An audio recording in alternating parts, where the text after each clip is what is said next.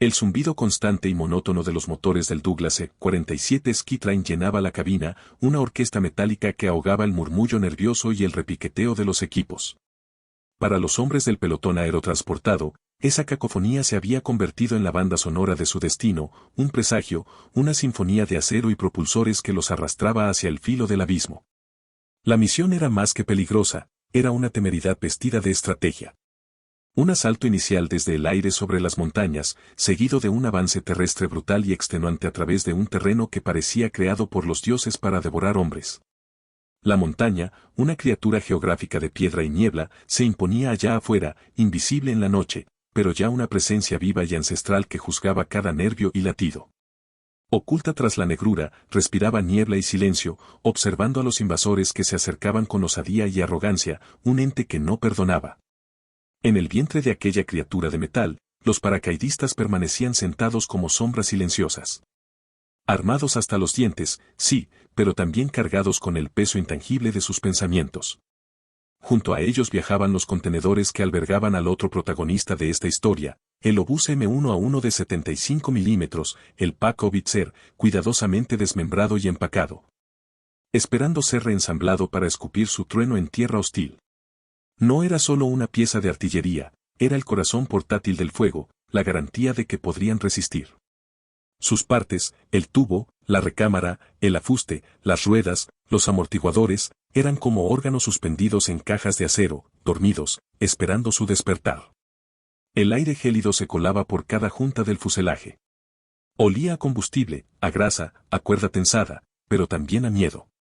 El frío era físico, sí, pero también espiritual. Un escalofrío que recorría la espalda de cada hombre no solo por la temperatura, sino por la certeza de que la vida estaba a punto de volverse ajena a todo control.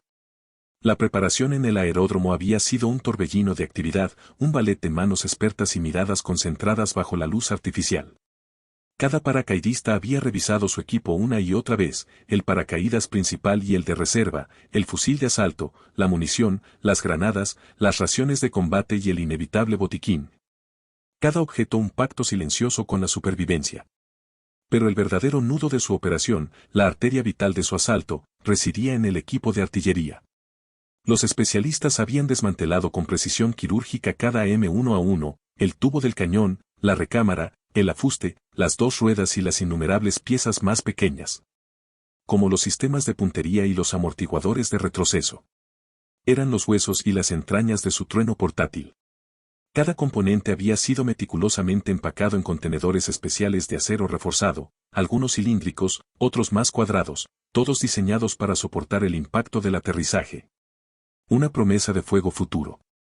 Se habían verificado los puntos de anclaje de los paracaídas, las cintas de liberación rápida y las eslingas, sabiendo que un fallo en cualquiera de esos elementos significaría un cañón inútil en el campo de batalla. Una desventaja letal en un entorno hostil donde la montaña no perdonaba la debilidad. La luz verde se encendió en la cabina, un faro esmeralda que sellaba el destino de los hombres, el punto de no retorno. No fue solo una señal. Fue un juicio. Un veredicto inapelable que los separaba del mundo que conocían. En la cabina se hizo un silencio denso, reverencial.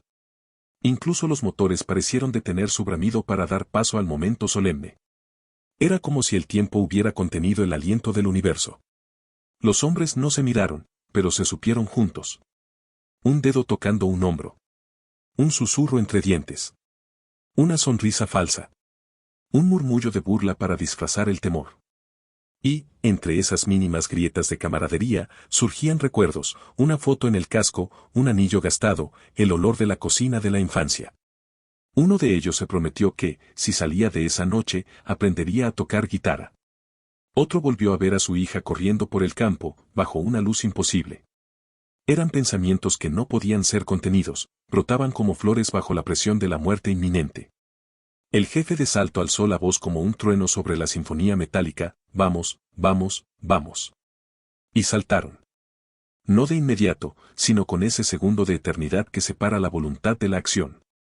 Uno a uno, los paracaidistas se lanzaron a la oscuridad abisal, siluetas desdibujadas que se desvanecían en la noche, devorados por el viento helado y la inmensidad que los aguardaba. En ese salto no solo cayeron cuerpos, cayeron certezas, biografías, oraciones. El vacío que sintieron no fue solo físico, fue metafísico. El descenso fue una contradicción entre el vértigo del cuerpo y el sobrepeso del alma. La apertura del paracaídas no trajo alivio. Trajo un nuevo tipo de agonía, la de flotar suspendidos en un limbo sin dirección. Las voces se extinguieron. El mundo se volvió tela que aletea, viento en los oídos, y un horizonte difuso que parecía negar toda geometría conocida. Algunos sintieron náuseas. Otros creyeron morir al ver sus botas como péndulos girando sin control. Uno lloró. Otro se rió. Algunos se vieron desde fuera, como si fueran testigos de su propia caída. La soledad del aire era total. No existía hermano, ni sargento, ni enemigo. Solo una danza absurda entre la gravedad y la fragilidad humana. Detrás de ellos, salieron los contenedores del obús, grandes bultos pesados que pendían precariamente de sus propios paracaídas, con la esperanza de que la gravedad los tratara bien y los depositara cerca de sus operadores. Eran sus hijos de metal, lanzados al vacío.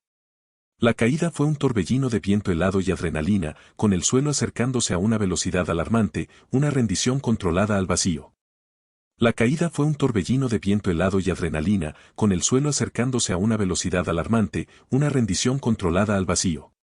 Una vez en tierra, el caos no se desató, sino que se encarnó como una tormenta interior que gemía y exterior que aullaba.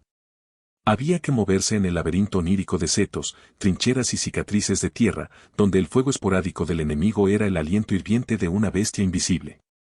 La prioridad era una fiebre frenética que se apoderaba del cuerpo, localizar a los camaradas, reunir los contenedores dispersos como quien busca fragmentos de un sueño roto y, con una urgencia palpable que cortaba el aliento, ensamblar el cañón. Uno tropezó con un cuerpo, y la tierra misma le susurró el nombre, el gato, con una herida en la pierna que ya era un mapa de dolor. Lo levantó sin preguntas ni lágrimas, pues el consuelo no era una opción en ese reino donde las emociones se habían vuelto lujo. Entonces comenzó la otra coreografía, no de hombres, sino de espíritus encarnados, la danza de los sobrevivientes, la ofrenda del obús. Las manos, aún entumecidas por el salto y por el frío de la muerte que los había rozado, comenzaron su danza ritual, uniendo el tubo al afuste, la recámara a la base. Las ruedas encajadas con una urgencia que era ya devoción religiosa. No era solo metal lo que unían, era la posibilidad de hacerle frente a la muerte misma. Uno rió al ver que el sistema de puntería seguía intacto, una risa seca, rota, como un relámpago que se abría en el lodo, un signo de que los dioses menores aún sonreían. Otro suspiró en silencio mientras aseguraba la eslinga del eje, y se supo que sus manos sabían qué hacer, aunque el alma temblaba como una hoja en el viento ancestral. Y luego, el trueno. En cuestión de minutos, tan rápido como el destino lo permitió, si la suerte y la habilidad se aliaban en un pacto invisible, el M1A1 de 75 milímetros estaba listo para escupir fuego.